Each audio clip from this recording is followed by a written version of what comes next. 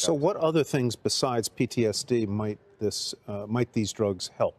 Yeah, so they're being studied for any number of mental health conditions. Depression is a big focus. Two of the clinical trials are looking at treatment-resistant depression and major depression disorder, anxiety, OCD studies next year, which will happen in our clinics that we're setting up right now, looking at the use of MDMA for anorexia. So there's a wide swath of uses for it. There are even some studies that are looking into the anti-inflammatory effects of psychedelics as well. They're potent anti-inflammatory drugs as well, which actually may explain some of their therapeutic value. What's up, Psychedelic investors? My name's James, and you're watching The Psychedelic Investor, your #1 news source for psychedelic stocks.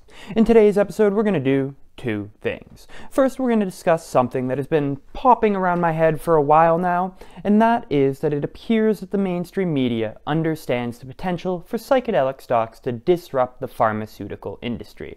Now, understanding what this means and its implications is extremely important for retail investors like you and me.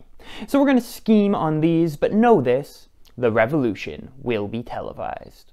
Second, we're going to zoom into one piece of media about MindMed and Compass Pathways and explore how it hits the nail on the head. We're going to do this because, one, it's a good article that I wanted to share with you, and two, it exemplifies the point that mainstream media understands the potential here, and it might actually be on the right side of history. Who would have thunk? And finally, if you have any questions, leave them in the comment section below. Starting next video, at the end of each episode, we will answer one question left by the community so that we can all learn together. And if you see a question in the comments that you want answered, well, like that comment. When deciding which question to answer, we will take into account which ones you guys want to see most. I know that this will be a great segment going forward. But first, if you enjoy this episode and find it entertaining, invest in the channel with your like and subscribe. Look guys, I'm going to be real with you for a moment. My producer and I each put in at least 10 hours and sometimes more than 20 hours of work into each episode in order to bring you the best content we can. Unfortunately, the YouTube algorithm is structured in such a way that small channels like ours are not prioritized. So the only way we can grow and ensure that we continue making these videos is through your interactions on the video. That means likes, comments, shares, and subscriptions. So if you do enjoy our content and want us to keep making it, please let us know through your likes and comments. I promise you we will always strive to keep improving our content so that you can see a return on your investment in the form of quality information that you need to know before investing in the psychedelic medicines field. Thank you all so much for your continued support. It means so much to us all, and enjoy the episode.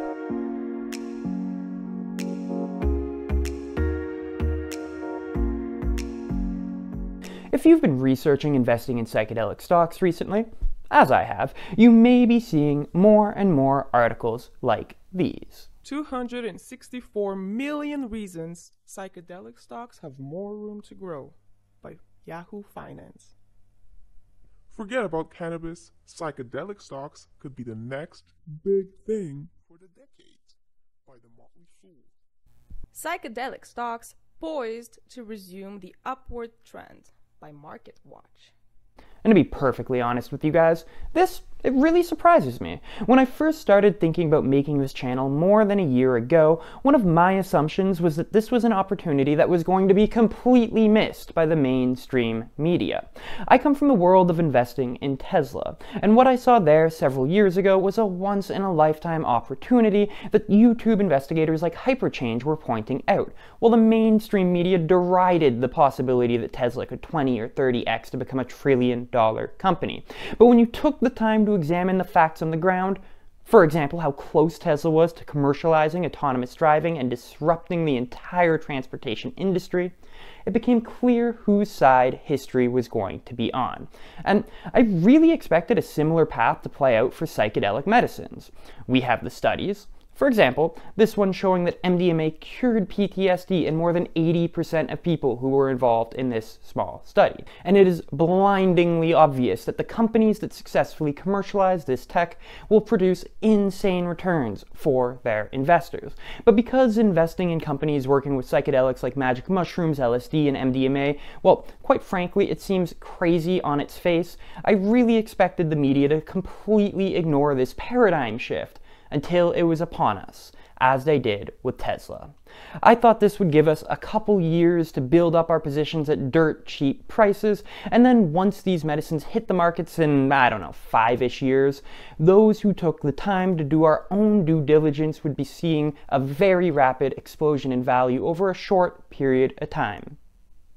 But it appears I was wrong. And unfortunately, that means our window of opportunity is much smaller. Already, companies like MindMed and Compass Pathways have market caps north of $1 billion, making them, in technical terms, unicorns. MindMed in particular has already more than 10x'd since its IPO last year. And while that is great for the couple $1,000s I was able to put in at the IPO, it means that any future money that I put in will have 10 times fewer returns. And this happened primarily because of the generally positive media coverage both the individual company and the wider landscape received. And here I'm just going to take a moment to make clear that I in no way think that we have missed the bus. Whatever company or companies end up winning this space might even be worth north of $100 billion, because the markets they aim to disrupt are massive. Though it is impossible to know who the winning companies will be right now. MindMed, Compass, and Atai are clearly in the lead, but there are dozens of other companies nipping at their heels, hoping for the chance to prove their technologies. Now, there are some pretty large positives that this mainstream media coverage brings with it. First, it means that these companies' stock prices and valuations are much higher in the first research stages than they otherwise would be. And while this sucks for people like us who want to buy into this paradigm shift at cheap prices, as cheaply as possible rather, it also means that companies like MindMed and Compass have access to oodles and oodles of cheap capital that they can raise to fund their very expensive clinical trials. This money that these companies now have, due mainly to positive mainstream news coverage, makes it much more likely that in the long term these companies will survive, and us small retail investors can make a large profit. Another potential benefit is less extreme volatility. Under the radar small cap companies, as I'm sure many of you have experienced in the past, can be very volatile, with 20, 30, or 40% swings in the matter of days. And while you feel fantastic when it is swinging up, when it swings down, the feeling is less good.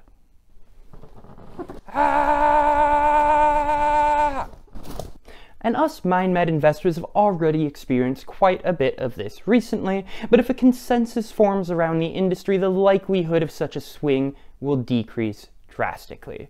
And this, of course, would be a very good thing. But of course, there are also some pretty big negatives of the mainstream media catching wind of the psychedelic medicines revolution for us stealth investors. First and foremost, as I already said, our long-term potential gains are shrunk, as the media coverage has caused companies like MindMed and Compass to have billion-dollar-plus valuations around, 5-ish years before they ever start selling medicines. I will take this trade-off, however, for the increased liquidity that it gives the companies. What I do worry about, however, is the possibility for the media to create a bubble in this industry before the technology is even ready. And to be clear, we are nowhere near this at the moment, but I could imagine a scenario where the media, biased by the need to get ratings, decide to highlight this industry all of the time, because it's a cool story, and stories about investing in psychedelics may draw eyeballs. Not that we would ever stoop so low as to create content about investing in psychedelics to attract eyeballs or anything. Whew. But this media coverage could cause the valuations of these companies to spike too early, before their technology is even validated. We saw this in the genomic space in the 90s when the media-driven investor interest shot the valuations of companies way too high before their technology was mastered. Ultimately, these stocks crashed, as the companies were decades away from commercializing their tech. So again, we are not in a bubble right now, but if you start seeing companies in the very early stages reaching valuations of $10 or $20 billion years before they hit market, we may be entering dangerous territory. Have any questions so far? If so, comment them below, and we will either answer them in the comment section or we will cover it at the end of the next episode. The questions can either be related to this topic or something completely random, like, why is the sky blue? Or, does this guy never blink? Returning to the video at hand, I do want to make clear that this positive media coverage is not universal, and it is still somewhat sporadic. But it is the fact that they are being covered in a positive light by the mainstream media at all, which is very notable. In sum, I would say that this is a positive development and it will make the success of companies like MindMed and Compass Pathways much more likely. But there are definitely some very real and potential downsides to the coverage as well. Not the least of which would be creating lots of competition for this channel, making it harder for us to grow. So if you enjoy content like this, make sure you tell the YouTube algorithm by smashing that like button and leaving a comment. Getting into the second part of this video, let's take a look at one of these news articles from a mainstream source. This piece is titled 264 Million Reasons Psychedelic Stocks Have More Room to Grow, and it is on Yahoo Finance, which is of course one of the most mainstream finance publications. I'm not sure who wrote this piece, as in the author slot it only says OTC Stock Review, but whoever the author is, good job, you did fantastic. So let's hop right in. Unless you've been hiding under a rock for the last year, you probably know that psychedelic stocks have been among the biggest movers on Wall Street. New leaders may emerge, but the reason for this increased interest in psychedelics is improved mental health. We have said it before and we will say it again. The real money in psychedelics will be made from the FDA-approved drugs for the treatment of depression and mental health. So, right off the bat, they're on the ball. The money in psychedelics is to be made off of medications, not any sort of legalization play like with cannabis. Depression is a common mental disorder affecting more than 264 million people worldwide. 264 million people. And that is just depression. Finding a treatment for those 264 million people suffering from depression is what it is all about. Is what it's all about. That's a typo, my guy. No one deserves to live in a state of depression. Mental health experts find a strong link between loneliness and depression and drug overdoses. According to national drug abuse data, drug overdoses have increased 42% since COVID-19 reared its ugly head. As a result, mental health disorders are on the rise in every country and could cost the global economy up to $16 trillion annually by 2030. $16 trillion every single year. The numbers are staggering, but outweighed by the loss of human lives. Mental health is something every one of us should be talking about. Psychedelic-assisted psychotherapy could provide needed options for debilitating mental health disorders, including PTSD, major depressive disorder, alcohol use disorder, anorexia nervosa, and more, that kill thousands every year in the United States. Wow, man, Yahoo even gets the fact that the biggest issue here isn't money, but the quality of human lives. Props, Yahoo. Scrolling down a bit, companies like Mind Medicine, EHVVF, Compass Pathways, and Field Trip Health are 4 companies that could have an impact on the lives of those suffering from depression. Again, I love how the focus is on helping the millions of people worldwide, more than the billions of dollars to be made. And then the author talks about each of the 4 companies for a bit. And rather than spending the next 20 minutes reading the summary of each of the 4 companies, I'll just leave the link in the description for you guys to check out. But he or she does a really good job of explaining what each company does and why there is so much potential behind each of them. So I would definitely suggest going to check it out.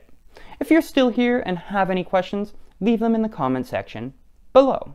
And since you made it to the end of the video, it is your opinions that I care about most. So put a smiley face in your comments so that I know you made it to the end, and I'll pay extra attention to your question when deciding which one to answer in the next video.